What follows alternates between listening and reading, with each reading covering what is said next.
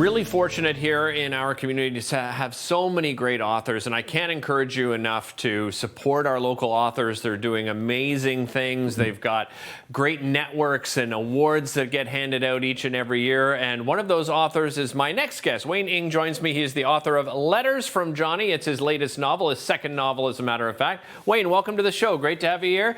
And how have you been? How did you start writing? What was your inspiration to begin writing, Wayne?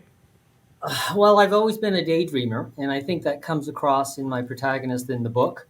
The mind was always busy, the body was always wandering, it was always imaginative and creative. I think my first dream was to be a journalist when I was in grade 6, but I also wanted to be a relief pitcher for the Blue Jays. So a lot of things run into your head.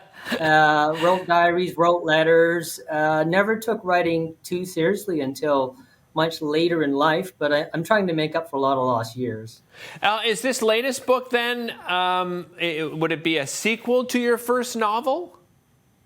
No, not at all. My first novel, Finding the Way, was set 2,500 years ago and involves ancient Chinese philosophy, but it's done like a political thriller. So if you read both books, you wouldn't know I was the same author. And if you read my third book, which is coming out next year, you'd be scratching your head. Who is this guy, Wayne? I mean, what kind of voice is he? Well, that takes a lot of talent, Wayne. So hats off to you. That takes a lot of talent. You. Well, first book 2,500 years ago. Your latest book is set in 1970. Tell me the decision on that specific choice of an era. Yeah, well, you know, there was a lot going on in the 70s. You said you're a child of the 70s as well, although I think you're aging better than I am. I don't agree. In 1970, Toronto was like still wrapped around this Protestant ethos, right? It was really boring, bland. I mean, it prided itself on calling itself Toronto the Good. That's how boring it was. But a lot was changing. You know, the immigration laws had changed, so there were a lot of new immigrants coming in. There were draft dodgers coming in from the States by the tens of thousands. And beneath that veneer, there was an underbelly, as there is with every facade, right? And I put in a neighborhood murder in the book to illustrate that edge. It is a work of fiction, but I wanted to show many sides to Toronto at that time. And, you know, I can't remember what I had for lunch, but I do remember the neat gardens that were tended by Chinese immigrant families. You knew where they lived. I lived in a student ghetto right by the U of T. There were American draft dodgers partying into the night down the street. And I remember Canada's probably first 9/11 moment, and that would have been the FLQ crisis. Yeah. You know? You bring that into the novel, don't you? Yeah. Well, you know, I was younger than my protagonist in the novel, but I remember it so well because it shocked and it gripped the nation. You know, my parents, who didn't speak English, they tracked the news.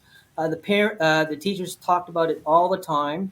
At that time, there were 3 Toronto dailies, and all their headlines had something to do with the FLQ crisis. So it was a tumultuous period, but it was also a time that planted seeds for change, not only for an 11-year-old boy, but for a burgeoning Chinese community. But for Toronto, that was becoming self-absorbed. Hard to believe, right?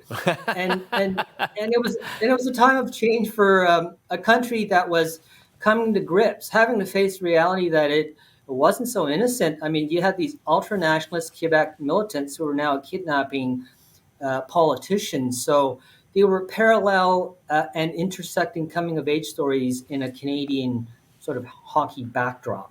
Wayne, tell me about the composition of this book, because you use letters within the book. The decision on using letters, is that really your main character sort of writing these letters? Yeah, so Johnny's 11. And I probably started with a third-person point of view, which is how a lot of writers start. But it felt really funny because a lot of this is biographical. So to write a story filtered through another point of view is creating an artificial barrier. So it didn't fly. And then I tried a first-person point of view, which is also how a lot of novels are written. But I wanted something far more intimate, far more emotional and confessional. I wanted to strip away personal boundaries and make this really revealing. And when you think about it, it's just not how a lot of long form social media already works. So Right. it really resonated with a lot of readers. And I really wanted Johnny to, I wanted the reader to really see what Johnny was yearning for. And he was yearning for a role model, a leader, somebody to look up to because his dad's absent in the book. And he's sort of looking for a way. And he finds that in a hockey player, Dave Keon. Dave Keon, oh, wow. There's one of the greats, one of my dad's favorites for sure growing up as well. Thanks so much for joining us, Wayne. Congratulations on your second novel again. It is called Letters to Johnny. You can visit the website to get more copies. Oh, he brought up we just missed it. He brought up the Leafs jersey. Go Leafs, go from Wayne. We'll be right back.